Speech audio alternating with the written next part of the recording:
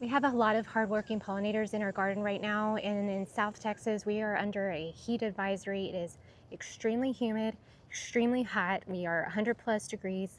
And so I wanted to make sure that our bees, our butterflies, and all the other flying pollinators can stay hydrated just like we need to stay hydrated in these extreme temperatures. And these floating bee watering stations are perfect. How cute are these?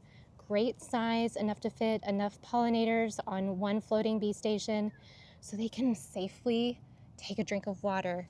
I have one in our solar powered fountain right now so that there's constant drip of fresh, clean water. And I'm also gonna put one in our bird bath because I have two watering stations right now. I have that solar fountain, and then I also have this bird bath with a copper disc in it so the water stays clean and fresh, no algae buildup and such. So we have one watering station there, one watering station over there, so that our pollinators can find the water that they need.